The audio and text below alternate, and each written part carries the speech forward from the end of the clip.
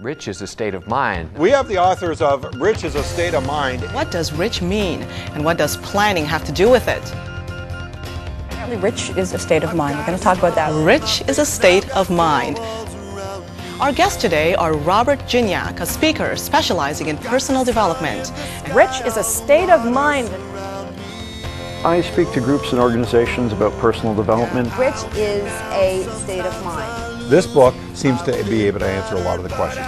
As promised, my name is Robert Gignac, and I am the author of a new book on personal finance for Canadians called Rich is a State of Mind. Rich is a State of Mind is a novel about personal finance as seen through the eyes of a slightly dysfunctional Canadian family. But why me? Why am I the person to write the book? Well, I'm the person to write the book because I'm not in the industry. I'm not a CFP, I'm not a CLU, I don't have any designations behind my name. I have only one designation behind my name. That designation is client. The book has 4 central characters. Richard Jarvis, who's the mentor in the book, the central character. Richard's an interesting character.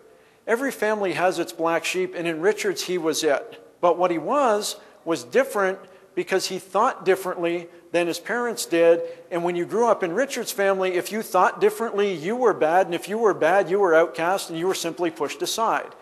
Some of you in the audience today may have experienced being the outcast or the black sheep within your own family. I'm happy enough to say that, yeah, I've been there, which is really tough to admit when you're an only child. I've had Robert Gignac out to 2 events, one for my region, who's speaking to the consultants, which was excellent. But tonight was an exceptional job he did with the clients. A lot of people have a misconception that they can have a successful financial future without a written financial plan, that it will just happen and evolve naturally.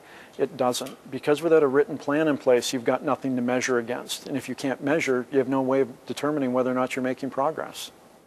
How far away is the horizon?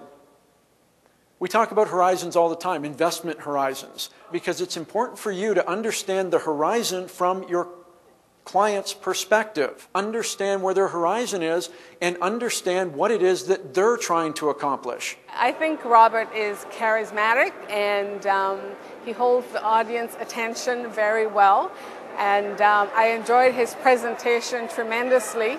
I believe I'm helping people because I'm helping them get a different perspective on things. That's why I stand upon a chair at part of the presentation, to prove to them that one of the ways to have a better future is to get a different perspective than you've got today. We couldn't come up with a number, rich is $1 million or rich is $500,000.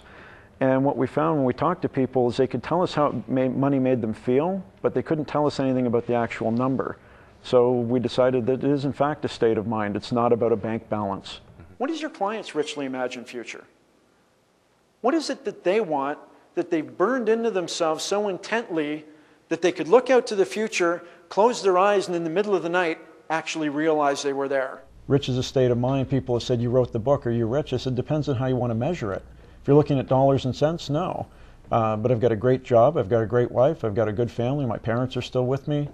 Very rich from that perspective. Well, I think the biggest thing that advisors realize is that Robert is answering a lot of the questions that their own clients have in a very succinct way that the client understands, and therefore creates more urgency in the client's mind to get things done.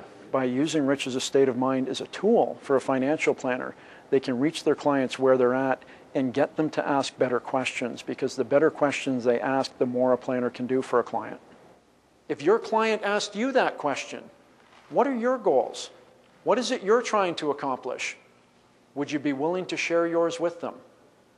Would you share your goals with your clients? Would you be ashamed to show them what they are? Would you be proud of them? Would you risk being judged? He opens up all your goals, your social goals, your financial goals, your physical goals, your financial goals, and he kind of tries to bring them all together. We as Canadians hate wills. We love the concept, we hate the execution. How many people in here would admit in front of their peers that they've got clients who do not have a legal valid will? My question to you, why? His presentation was awesome, energetic. He really knows a lot about the investment world, speaking as an investor. Bob does an excellent job of communicating the core elements of our book. He's lived the experience, so there's some very good stories that he can tell that he can relate, people can relate to. So he does an excellent job. Disruption, I often refer to this as the magic of Lego. What is it the kids understand about Lego that we as adults have forgotten? You rebuild it. Very articulate and very expressive and supportive of the client situation in the world today. I'd highly recommend Robert to speak to any company in the financial services industry to let them know what they can share with their clients. And it was an enjoyable evening and a great person to have to one of your events. People say they want something different, they have to do something different. And I really do agree that rich is a state of mind. My question for you as I leave you today, what picture does your client want up here? This is my picture. As a speaker, I'd like to encourage Canadians that they can have more than they ever believed they could have. That the key to getting it is finding out what you really want for yourself. Not what's in your head, but what's in your heart. If you were to ask your clients to put their picture up there, what would it be?